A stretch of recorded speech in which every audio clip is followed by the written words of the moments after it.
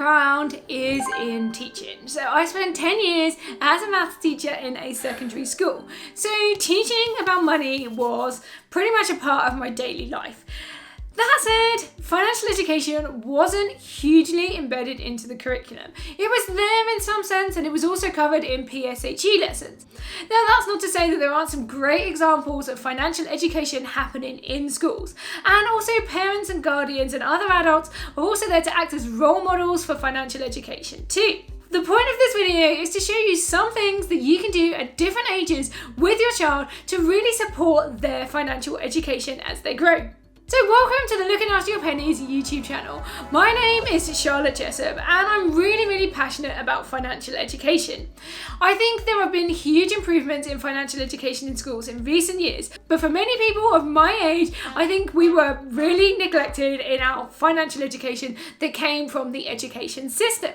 So a lot of the work I do now since leaving teaching is around educating people that are kind of like my age, a bit older, a bit younger, around their money and how they can make bold decisions around that.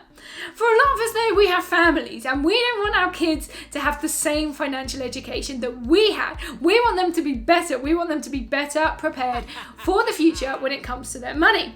So what can we do to help prepare them for this? Well, I'm going to break it down into certain age groups and give you a few examples of activities that you can do at different age groups to help prepare your children for managing their finances as a grown-up. So let's go really young to start off with. Let's look at the 0 to 4 years old. Now, most of the time, these kids are just learning about the world. But there are ways that we can introduce them to concepts of numbers and amounts and also exchange of value. So even kids that are as young as say, like 6 months to a year can understand the idea of exchange of value. And, we do this a lot around food. You give me that cucumber stick or you give me that thing that you're not supposed to be playing with and I'll give you this thing instead. And it starts to build this idea of value. As they get a little bit older and they get closer to kind of school age, they're preschoolers, then you can start introducing things, like lots of role play around things like shops. I've got a 3-year-old and she loves, like setting things out and going, oh, that'd be £3 please. There's never any kind of sense of scale. Sometimes the same one thing is £3 and it's also then the next day it's £1, the next day it's like 50 million. So it's just this role playing again, this, we can have money and we can exchange that for things that we want. And all of this is just a valuable skill. We have to understand how we work in the real world. Now, particularly for those kids that have been raised during a pandemic, role playing out some of these skills that we're not necessarily seeing in the shops at the moment can be really vital. We don't know whether we're going to be living in a cashless society within the next few years. So some of those experiences that we maybe had as a child in terms of, your mum would give you a quid and say, well, you can buy this today. Our kids might miss out on because it'll all just be tap, paid, and they're not seeing how things like change and getting your money back and all that sort of thing is going to work. So after those kind of vital early numerical experiences that you have as a kid, we then start looking at these kind of early school years. So I've grouped this into kind of 5 to 10. So then the school education starts kicking in and then we'll be doing more sort of formal maths education. So it's here that they will start to learn about coins and addition and subtraction and things like decimals and fractions too. So at this age, they're going to be getting a more formal education, but it can still be supported by what you are doing at home with regards to their financial education. So this is a great age to start getting them involved with things like coins. They will start to learn the value of different coins and how they can make up things like £2.57, and it's really helpful if you can do some of this at home as well. When we were growing up, my parents used to say, give us the coins or the money in the shop, and then we had to work out the change. However, as we are moving more and more towards a cashless society, we don't have the same opportunities to do this with our kids. Therefore, we might be helpful if we could engineer some of these situations to support our children. So it could be things like paying their pocket money in cash so that they get to handle the money. You could even say, right, your pocket money is £2.50, but here's a £5 note. Can you give me the coins back? So you're starting to role play out some of these exchanges, and it really helps with their mathematical development as well as their understanding of money. You can also start to get them involved in things like allowances or any other money that they get from things like birthday or Christmas. Most kids have some sort of money somewhere, so starting to teach them some good skills around how they manage this money is vital. You could do something like having 3 different money boxes. So one could be for spending, one could be for saving, one could be for giving. And you have to get them to maybe put some of their money that they get into each pot. Now you could discuss with them what might be the right amount, or you could let them decide for yourselves. You could say, you've got to put some money into each of these pots, but I don't really mind how you do it. And then you can talk about what each of those pots are for. So this money you can spend now, you can spend it wherever you like. And your savings money, that's for something that you might want in the future. And then your giving is to help other people. When it comes to giving, you can have conversations around what might be a good thing to give their money to. So it could be helping a friend, it could be the environment, or it could be looking after animals. Anything that you think that they might engage with, it really starts building these important habits from a young age. You can also have conversations about how they're actually going to spend their money. So what sort of things could they spend their money on that would be useful to them, or what things are going to be fun? So I think we naturally have these conversations with our kids anyway, like don't spend all your money on sweets. But what other things could they spend their money on? So are there things like, like TV subscriptions, or are there, maybe there's a class that they want to do that you can't really afford to pay for yourself, but maybe they could pay for it out of their own money. And it really gives them a kind of more invested stake in their financial situation, and it starts building these habits and skills around budgeting their money too. The next thing to consider in this 5 to 10 age group is how they can maybe think about earning more money. So we're not necessarily sending them out to work, because I'm fairly sure that's illegal, but you could start thinking about ways that they could be a bit more entrepreneurial. So could they grow some plants? Could they take some of your house plants and see if they can take a shoot and grow that, and then they can put it on the doorstep with a little pot and ask people that are walking by or neighbours if they want to buy them.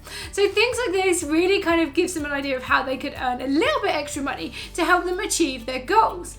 It could be just things like, they're going to make some cards and they're going to see if Nanny and Granddad want to buy them, okay? Grandparents are usually suckers for this sort of thing, so why not just try and build these skills in your kids and see if they can earn a little bit extra money. And it's not so much about the money that they do earn, more that they learn the value of their skills and their talents, and that they can actually use this to bring more money into their lives.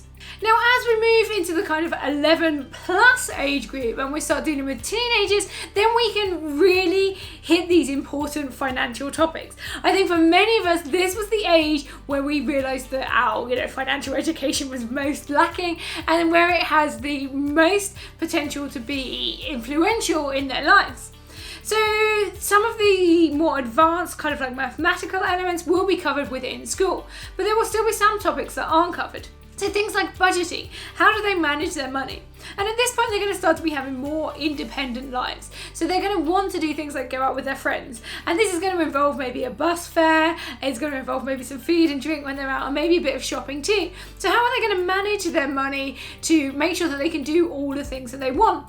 You could also think about longer term plans. Do they want to go on holiday, or is there a concert or something like this that they want to go on? So how can they save money regularly to make sure that they can afford those things when they come up? It's also a good age to talk about things like the differences between credit cards and debit cards. What are credit cards? How do they work? Why is this something that they might want or might not want? What are the pros and cons? And introduce these as concepts that they have to learn about, but also that they, go technical with it. Deal with things like interest rates and APRs, deal with the concepts of debts and loans and how they can actually use these things in their lives. You could talk about credit scores as well. There is so much learning that can happen here that can be really valuable for them as they grow up. Another big one is things like mortgages. So maybe if you are moving house and you've got kids around this age, involve them in that process. Take them along when you speak to a mortgage broker, or let them listen into that conversation. Let them have a look at the paperwork. Talk about the costs involved, the interest rates, what this means per month. Talk about things like overpaying mortgages and look at the impact that might have. Talk about things like remortgaging. Get them involved in these conversations. Show them the process, because then it's going to be a whole lot less daunting when they get to go through this for themselves. You can also talk about things like saving for a house deposit, how much they need, and how they might go about building this money for themselves.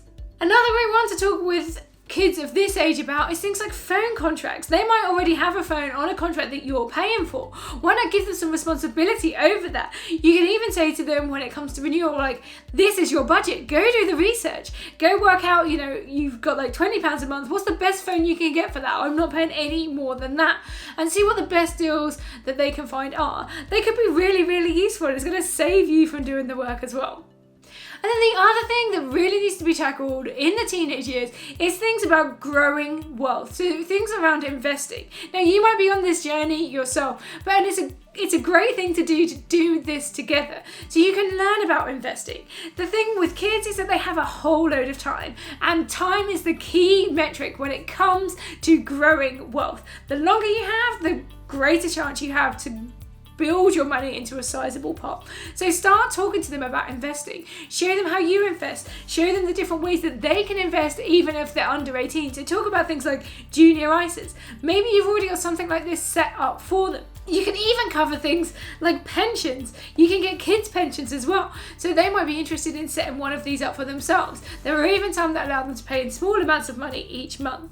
So start talking about how they can build their wealth and how they can use the fact that they are young to grow their wealth. And then throughout their lives, there are some key things that you can do. The number one thing you can do is just have regular conversations. Have conversations about money with your kids. The great thing is they might have some good ideas as well. So if you're planning a family holiday, you can say to your kids, look, we want to go to Disney World.